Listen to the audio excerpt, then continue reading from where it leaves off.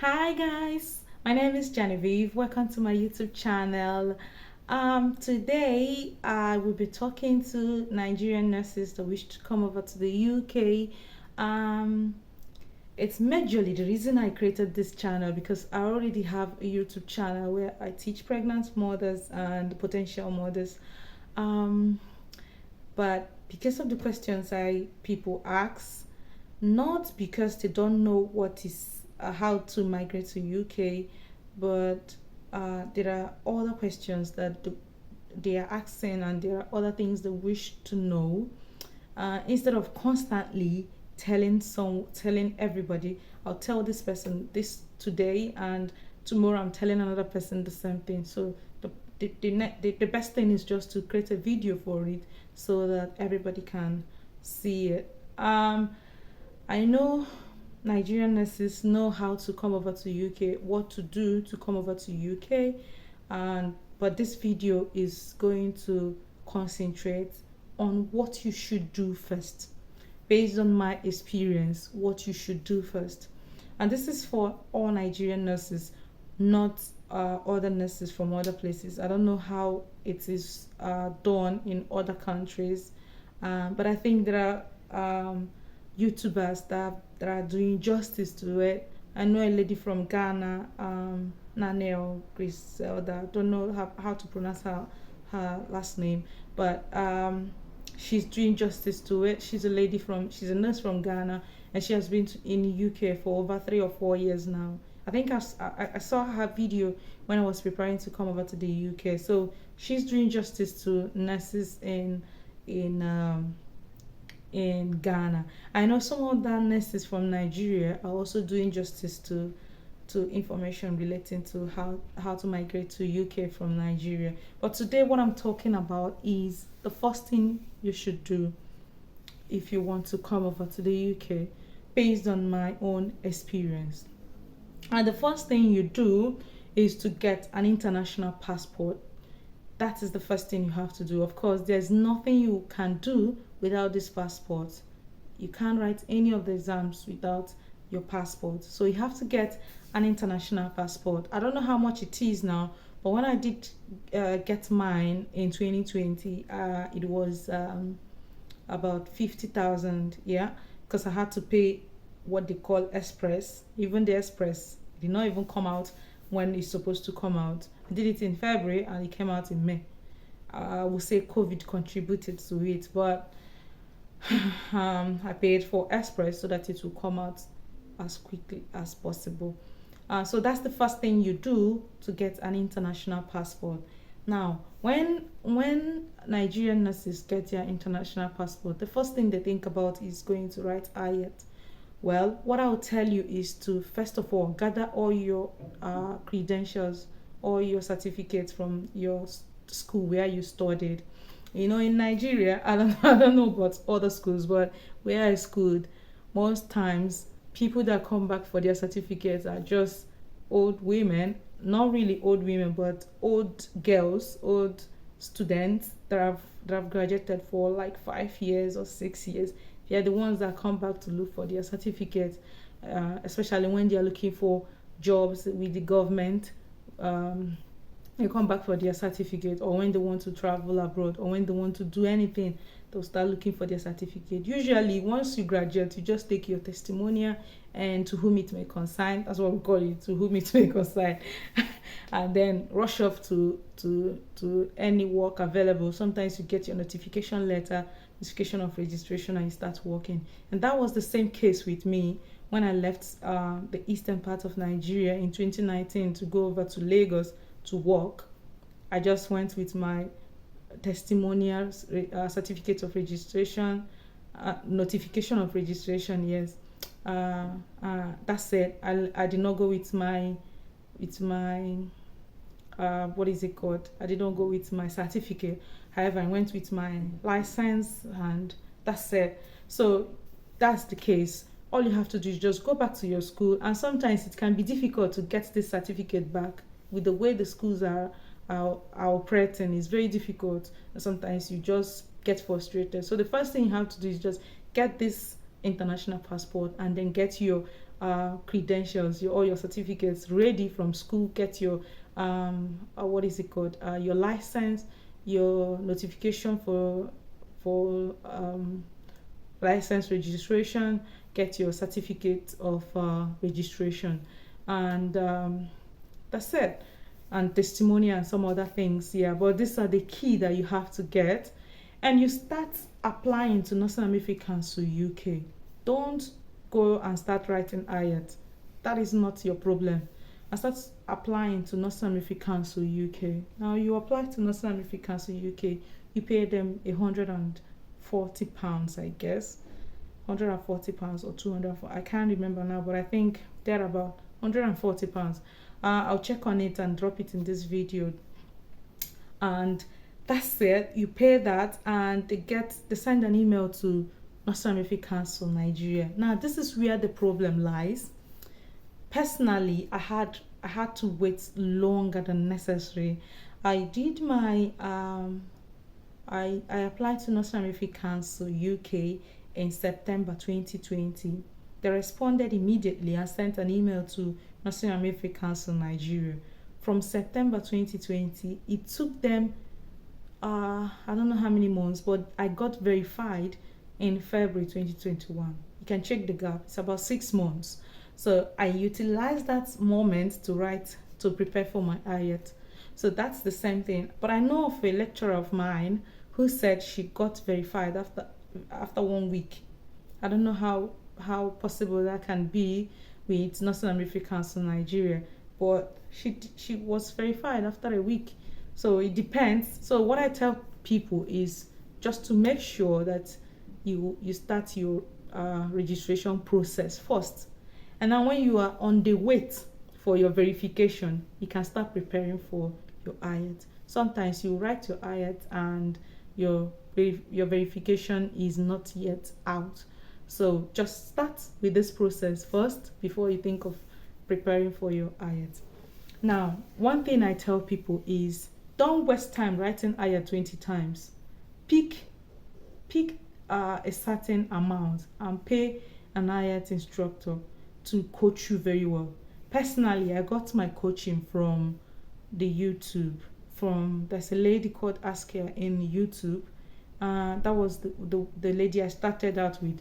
Or close to my writing exam, I think my final 2 weeks before my exam, I encountered E2 languages. Yes, E2 languages with Jane and one other guy. Yeah, I can't remember his name. Yeah, I wish I met them earlier. I would have had wonderful band scores, but having a band score is not a problem. Just pass and have 7 parallel, and just even if you have 6.5 in writing, and just get your result. Yeah, but they did help me. But what I can say is, instead of writing 20 times, just take out a certain amount and pay an instructor and get coached very well. And don't be in a hurry to write. Make sure you're understanding it very well. Make sure you are passing the assessments very well before you think of registering, so that you pass once and for all. Now, if you have money, all these processes will not take you more than 3 months to complete. Now, when you have passed your IELTS and you have been verified, you book your CBT and write your CBT. IELTS should be about, when I wrote my IELTS, it was 75,000. I know before I left Nigeria, it was around 79,000. I don't know how much it is now. I think it has gotten over to 80,000 or 83,000 or thereabout. CBT, when I wrote CBT, it was I can't remember the amount now, but because I had to convert it, and I had to pay in pounds. Yeah, so I can't remember how much it is now in naira, because I had to just transfer to somebody in naira and the person paid in pounds. That's it. You just book your IELTS and your CBT, write them. If you pass it, what I say to people is, once you pass one of these examinations, start looking for a job. You have sites where you can look for a job, like Track Jobs. Even though I did not understand anything in that Track Job, I kept having problems with it. Each time I input my information, they would just tell me error. somewhere. I don't know. I kept doing something and it wasn't working. Another one is Indeed.com. If you use Indeed.com, it's also helpful as well. I think I got my job from Indeed.com. Just use Indeed.com. I don't know if there are other ones, but Indeed.com. That's it. You start looking for a job. That's what I usually tell people. Once you pass one of these exams, start looking for a job, because it's really very difficult now that agencies are not recruiting directly from Nigeria anymore. So you just have to get your job yourself. So you start looking for job. Another thing, I finished all my exams by April 2021. I'm done with everything I need to do to come over to the UK. But I didn't come to UK until I didn't even get a job until November 2021. So check the gap from April to November. Let's say from February, because that was when I wrote my CBT.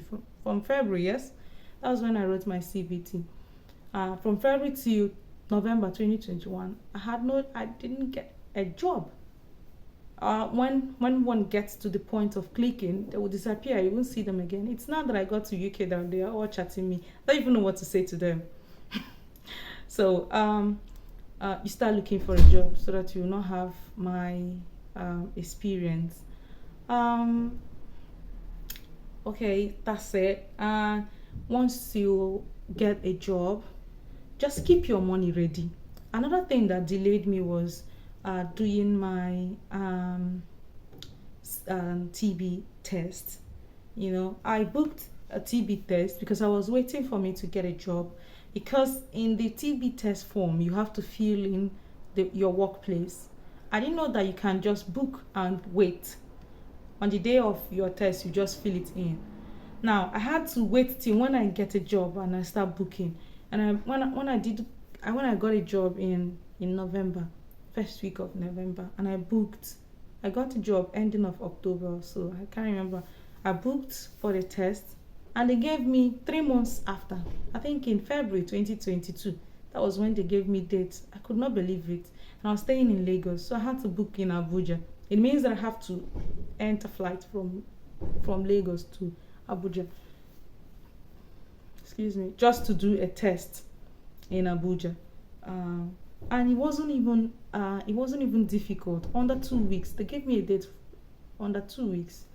But Lagos was just a lengthy of time. So what I will say to you, if you're staying in Lagos, is to get your TB test booked, so that once you get a job, you know that your TB test will not be delayed.